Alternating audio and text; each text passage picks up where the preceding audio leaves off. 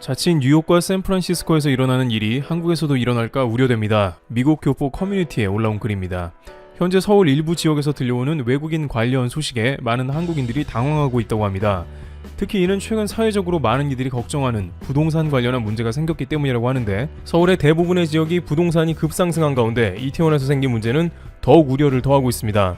구체적으로 어떠한 일이 생겼는지와 앞으로 이러한 문제를 어떻게 해결하면 좋을지 알아보겠습니다.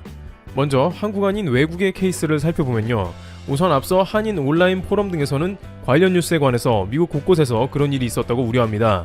바로 중국인들이 미국의 많은 지역에서 건물을 사들이고 차이나타운을 형성한 과정을 말하는 것인데요. 실제 샌프란시스코는 전 세계에서 가장 큰 차이나타운을 형성하고 있으며 무시할 수 없는 세력이 되고 있습니다. 미국에 거주하고 있는 한 교포는 많은 중국인들의 독특한 자금 융통에 대해서도 설명을 더했는데요. 이들은 대부분 본토에서 자금을 융통하는데 공동구매로 부동산을 구매하는 경우가 많다는 것입니다. 개개인이 부동산을 구매할 때는 비싸지만 여러 명이 동시에 구입하면 n분의 1 효과가 일어나 부담이 덜하게 되죠. 한국에서는 이러한 경우는 매우 드물지만 중국에서는 관시를 통해서 가까운 지인 혹은 믿을 만한 이들끼리 미국에서 블럭 단위로 건물을 여러 채 동시에 매입하여 차이나타운을 이루는 모습이 등장한다는 것입니다. 실제 뉴욕 같은 경우에는 한인들이 코리안타운을 이루며 살았는데 십수년 전부터 중국에 밀리기 시작했습니다. 2017년경에는 맨해튼 지역의 리틀 이탈리아 지역도 포함해 다양한 블록이 중국으로 물들기 시작했습니다. 뉴욕의 경우 이스트 빌리지라는 저소득층 지역까지 중국 거주 지역이 확장되어가는 모습이 나옵니다.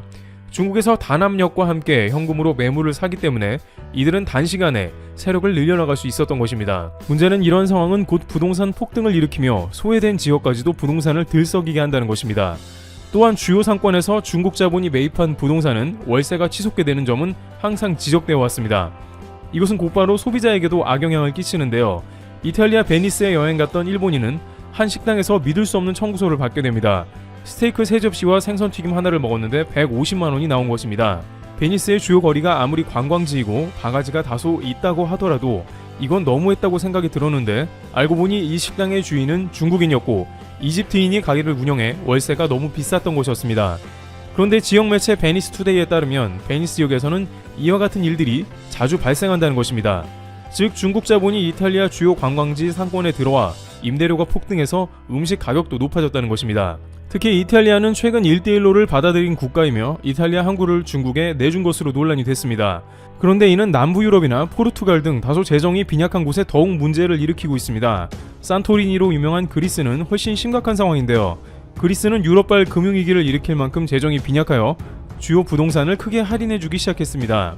이는 소문이 나서 중국인들의 투자를 부추겼습니다. 그리스는 부동산을 취득한 외국인에게 각종 교육과 좋은 혜택을 받을 수 있는 골든 비자까지 발급했습니다. 결국 주요 도시에서 중국 자본이 침투했는데 그 중에 산토리니가 중국 자본에 급격하게 넘어가고 있습니다. KBS에 따르면 중국인은 산토리니에 들어온 자본의 50%를 점유하고 있으며 대규모 공사도 진행 중이라고 나온 것입니다. 많은 관계자들은 앞으로 산토리니의 풍광에서 하얀색이 아닌 붉은색으로 물들 날이 올 수도 있다고 경고합니다. 그런데 이러한 일들이 이제 국내에서도 더욱 빈번하게 발생할 수 있다는 우려가 더욱 심해진 것입니다. 현재 대림동이나 가리봉동, 안산 등을 비롯해 일부 지역에서는 차이나타운화된 모습이 보이고 있습니다만, 최근에 이태원에서 한 중국인은 무려 59억 원을 대출받아 78억 원에 주택을 구입했다는 소식이 들려온 것입니다. 상가 주택인 관계로 대출 규제를 피해 주택 가격의 60에서 80%를 융통하여 구입이 가능했다는 것입니다. 국토교통위원회 소속의 더불어민주당 소병훈 의원은 외국인 주택자금 조달 계획서가 2019년 1129건이었는데 2020년 1월에서 10월까지 1793건으로 50%의 증가율을 보였다고 밝혔습니다. 또한 이 중 40%는 임대 목적입니다. 중국인이 집주인이나 상가 주인이 되어서 한국인의 임대 놓는 형국이 많아진다는 것입니다. 많은 이들은 이러다가 서울에서 일부 사람들은 중국인의 월세를 내고 살아야 하는 게 아닌가라며 우려합니다. 업계에서는 또한 자칫 중국 자본이 본격적으로 들어와 서울 중심 상권에 확대될 수 있다며 경고하기도 했습니다. 한편 국세청은 지난 8월에 유학을 목적으로 한국에 온 중국인이 아파트 8채를 구매하기도 했다고 밝혔습니다. 그는 유학생 신분이라 소득은 하나도 없었지만 8채를 모두 전월세로 임대하면서 돈을 벌어들였습니다. 하지만 이에 대한 세금은 하나도 내지 않아서 국세청 소득 누락 여부에 걸려든 것으로 확인된 것입니다. 특히 이렇게 유학생들을 통한 부동산 매집은 한국뿐만 아니라 해외 곳곳에서 두드러지는 현상이기도 합니다. S&P에 따르면 중국의 부유층들은 자녀를 미국에서 유학시키는 것을 선호했는데 유학과 동시에 부동산을 매입했다고 합니다. 그리고 매입한 부동산은 유학이 끝날 때쯤 되면 가격도 올라있기 때문에 유학비 정도는 뽑는다는 것이었습니다. 유학을 보내서 미국 학위도 얻고 부동산이 올라 유학비까지 충당할 수 있으니 일석이조였던 것이죠. 따라서 지리적으로 가까운 한국에서도 중국의 유학생을 통해 이런 종류의 부동산 취득이 늘어갈 수 있다는 것입니다. 물론 최근 코로나로 인해서 인적 교류가 뜸해지긴 했으나 부동산 거래는 작년보다 폭등한 것으로 파악되기 때문에 중국 유학생에 대해서도 부동산 취득이 있는지 면밀하게 검토해야 한다는 의견도 나오고 있습니다. 홍콩의 S&P에 따르면 한국의 주택시장에 고급 주택을 매입하는 중국인이 수년 전에 비해 급등했다고 지적하면서 강남이나 비싼 지역이 가격이 많이 올랐기 때문에 외국인들에게 여전히 매력적이라고 전하고 있습니다. 문제는 중국 자본으로 인해 많은 한국인들이 외곽으로 밀려나는 일이 생겨날 수도 있다는 것입니다. 그리스 아테네의 경우 많은 그리스인들은 아테네 중심에서 점점 외곽으로 이사가는 경우가 생겼습니다. KBS에 따르면 이들은 아테네 중심으로 침투한 중국 자본으로 임대료와 부동산이 폭등한 결과로 점점 아테네 외곽으로 떠나 살 수밖에 없는 인구가 늘어가는 황당한 현실에 처해 있다는 것입니다. 또한 중심 상권이 자칫 슬럼화되는 젠트리피케이션을 비롯해 각종 후유증이 연출될 수 있는 것이겠죠. 그러면 이러한 일을 어떻게 방지할 수 있겠냐는 것인데요. 가장 큰 문제는 국내 소득이 없는 외국인들이 부동산을 취득하는 것으로 이에 대한 조치를 취하는 것입니다. 호주 같은 경우에는 중국 자본으로 부동산 가격이 치솟자 외국인이 국내 소득 없이 부동산 취득하는 걸 금지했습니다. 따라서 유학생 신분으로 온다든지 해외에서 공동구매 형식으로 자본을 들고 오는 이들을 막으면 개선된다고 합니다. 국세청은 40대 미국인 A씨의 경우 한국 내 소득이 많지도 않음에도 42채의 아파트를 샀다고 밝혔습니다. 그는 한국에서 소득이 없어도 갭 투자를 통해서 총 67억 원의 부동산을 매입했으며 세금도 하나도 내지 않은 것입니다. 또한 외국인 중에는 한국 주민등록을 받은 적이 있는 검은 머리 외국인도 10%나 포함이 되어 있었다고 합니다. 소병은 의원은 이에 대해서 외국인 부동산 투기를 근본적으로 막는 대출 규제를 실시해야 한다고 지적했습니다. 소 의원은 최근에 외국인들이 규제를 피해서 상가나 상가주택으로 몰리고 있다면서 규제 강화를 주문했습니다. 이에 대해서 많은 네티즌들은 정작 외국인들은 중국에서 부동산을 구입하는데 다양한 제재가 있지만 중국은 전 세계를 돌아다니며 부동산을 폭등시키다가 이제는 대한민국 서울이 타겟이 되었다고 지적합니다. 상황이 이러다 보니 여론도 급격하게 악화되어 빠르게 부동산 관련 대책을 세워야 한다고 입을 모으고 있는데요. 이에 따라 최근 홍석준 국회의원은 외국인 국내 부동산 투기 방지를 위한 법안을 발의하기도 했습니다. 여기에는 대한민국 국민에게만 주거용 부동산 취득이나 양도를 허락한다는 개정안이 포함되어 있습니다. 또한 중국에서 한국인이 토지를 구매 못하면 중국인도 못한다는 상호주의가 포함되어야 한다고 했습니다. 전용기 의원도 외국인 투기지역 부동산 거래 시에 토지거래 허가를 받고 중과세 30%를 하는 법안을 발의했습니다. 네티즌들은 외국인, 특히 중국 자본에 의해서 전 세계 주요 도시의 부동산 폭등 문제가 일어나고 있는데 최근 한국이 수년간 안 그래도 부동산 가격이 치솟고 있어 더욱더 외국인 제재가 필요하다는 의견을 보이고 있습니다. 전 세계에서 인구 밀도가 최상위권인 도시 중 하나인 서울에 외국인 부동산 투기는 근절되어야 한다는 의견입니다. 트래블튜브 여기서 마치겠습니다. 감사합니다. 지난 20일 조 바이든 당선인이 미국의 제46대 대통령으로 공식 취임했습니다. 그는 상원의원 36년, 부통령 8년을 지낸 화려한 경력의 정치인이고 세 번째 도전 끝에 추광되고 미국의 대통령 자리에 올랐습니다. 78세인 그는 역대 미국 최고령 대통령으로도 기록되었습니다.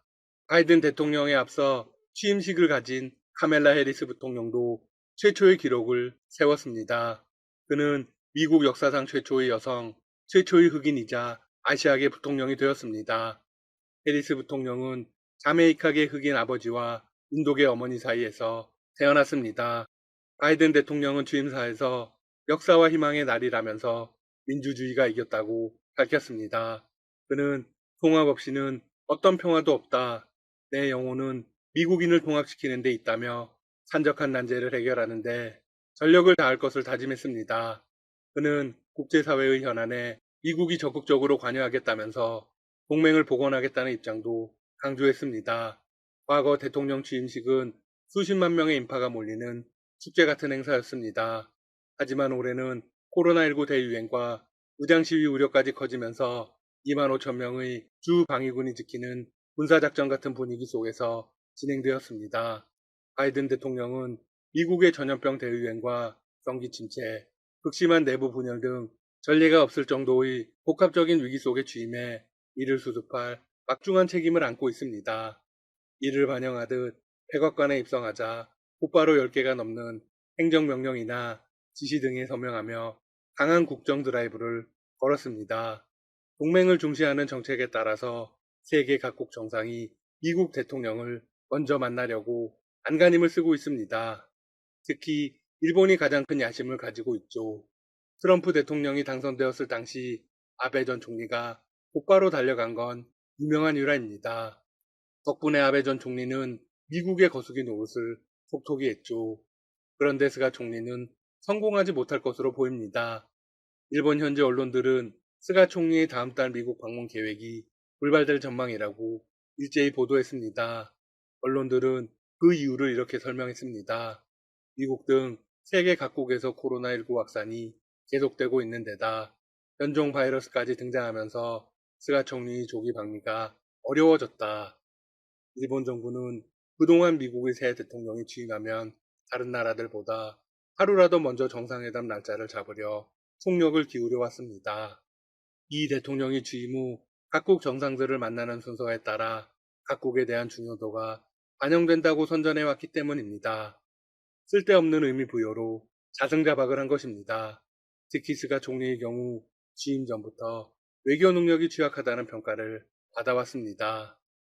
일본은 그동안 바이든 백악관 첫 도착을 목표로 미국 측과 물밑 협의를 진행해온 것으로 알려졌습니다. 이런 가운데 일본은 긴급사태 선언까지 재발령되며 스가 총리의 지지율이 폭락했죠.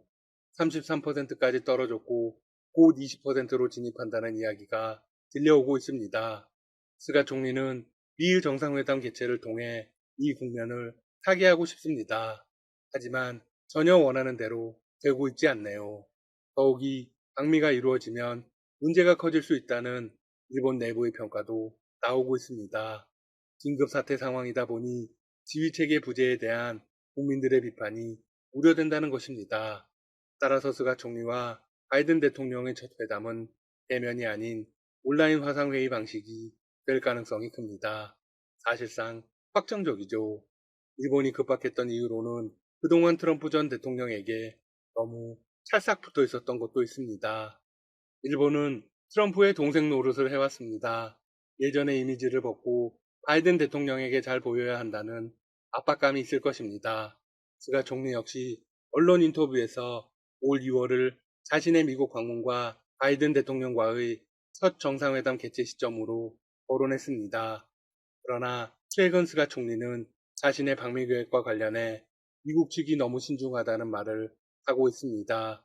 일본 외무성 간부는 미국이 만나주지 않는 이유를 이렇게 설명했습니다. 바이든 대통령이 78세의 고령이기 때문에 코로나19 예방 대책의 관점에서 회담 개최에 신중한 편이다. 일본은 코로나19 신규 환자가 폭증하고 있어서 미국의 입장에서는 더욱 경계할 수밖에 없습니다. 주요 7개국 중에서는 영국의 보리스 존슨 총리도 일본과 마찬가지로 바이든 대통령과의 대면 회담을 바라고 있습니다. 하지만 영국 역시 미국 측으로 거절을 당한 것으로 알려졌습니다. 영국에서는 작년 9월 변종 바이러스가 처음 발견된 후 빠르게 확산되고 있습니다. 전파력이 70%가량 강한 것으로 알려진 이 바이러스 감염자는 현재까지 미국, 일본 등 전 세계 50여 개국에서 보고되고 있습니다. 공교롭게도 영국과 일본은 모두 트럼프 대통령과 친밀한 관계를 유지했습니다. 바이든 대통령에게 잘 보이기 위해서 공을 들이고는 있지만 성과는 어떻게 될지 모르겠네요.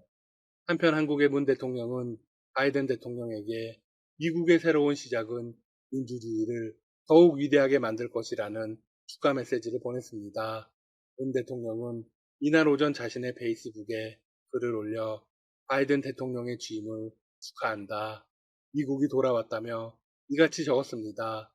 이어서 하나된 미국을 향한 여정을 우리 국민들과 함께 성원한다고 적었습니다.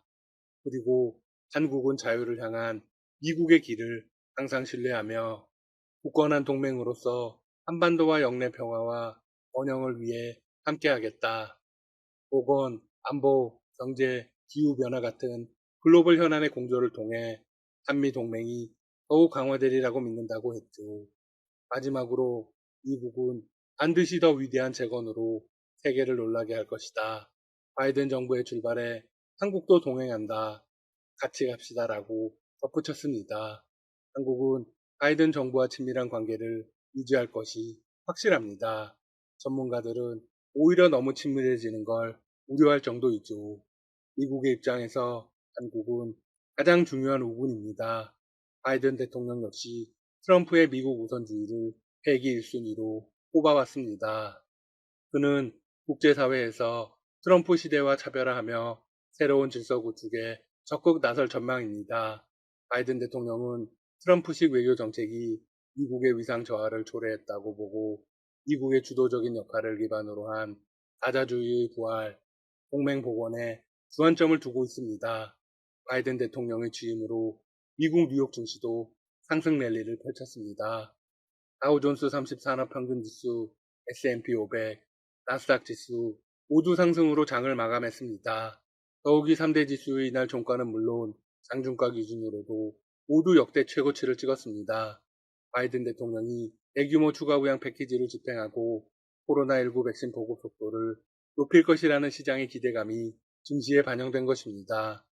최근 바이든 대통령이 제시한 1조 9천억 달러 규모의 추가 부양안에는 미국인들에게 현금 1,400달러를 직접 지급하고 실직자들에 대한 추가 실업 수당을 지급하는 등의 방안이 포함되었습니다.